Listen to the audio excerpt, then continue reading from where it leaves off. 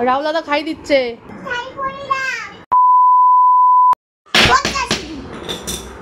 তুমি কিছু পারো না, খালি জ্ঞান দাও। আর পাপা খালি সব কাজ করে। তুই ওই কর, তোকে কি করতে হচ্ছে এটা? সব স্ক্রু ঢুকিয়ে দিয়েছে। কিচ্ছু হবে না। পাপা ঢুকেছে, তুইও ঢুকিয়েছিস। বাহ, কি সুন্দর নিপুণ হাতের কাজ। এই লেখাপড়াটা তো হয় না, না?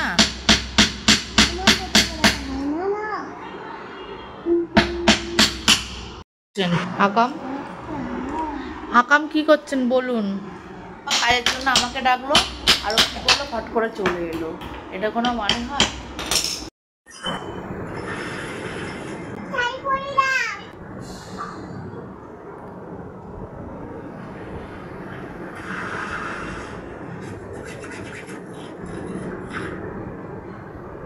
আর তোমরা দেখতেই পাচ্ছ যে আমার ভাগনাকে দিয়েও কি কি করিয়ে নিচ্ছে। আমার ভাগনাকে বলছে যে শাড়ি পরে দিতে। আমার ভাগনা কি আর শাড়ি পরাতে পারি? ওই জন্য আলাদা করে দুপুরবেলা ওকে দিয়ে রেকর্ডিং করছে। এটা আমার ভাগনাও জানে। আজ আমার ভাগনাকে দিয়ে ও শাড়ি পরাচ্ছে, ভাগনার হাতেই খাবে। মানে এসেছে তো ভাগনা অনেকদিন পর, ওকে এত ছোট থেকে এত দেখেনি, এই প্রথম ওর সঙ্গে ওর পরিচয় হয়েছে। আর এসে দেখো ভাগনাকে পুরো পাগল করে দিচ্ছে। আর ভাগনা তো মানে কুল পাচ্ছে না, কারণ ও কোনোদিন শাড়ি পরায়নি। আর এখন দেখো কি সুন্দর শাড়ি পরিয়ে দিচ্ছে বোনকে। আর ওই জন্য সারাদিন ধরেই বোনের সঙ্গে খেলছে, করছে। আর আমি এই জন্যই রেকর্ডিং করে নিচ্ছি। আর আমার ছোট মেয়ে না সবার সঙ্গে মিশতে পারে না, কিন্তু ও দাদাকে পেয়ে কিন্তু খুব ভারী মজা পেয়েছে। দাদাকে দিয়ে যত খেলা, দাদার হাতে খাচ্ছে, দাদার কাছে ঘুমাচ্ছে, সবকিছু দাদার কাছে। আর এই ছোট্ট মুহূর্তগুলো আমি ফোন বন্দি করে নিচ্ছি। ওই যে হাকর, রাহুল দাদা খাই দিচ্ছে। হাকর, তরকারি দিস না।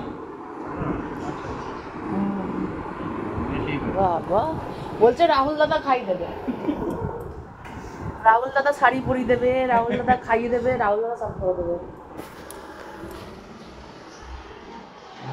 পটলের তরকারি, এদিকে হচ্ছে মুগ ডাল, এদিকে কি করেছি, এদিকে করে নিয়েছি আলু ভাজা, আর লাউ দিয়ে বড়ি দিয়ে ঘন্ট।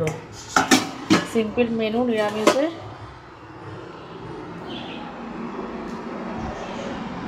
আর এই যে কচুরি খেয়ে নি তোমাকে।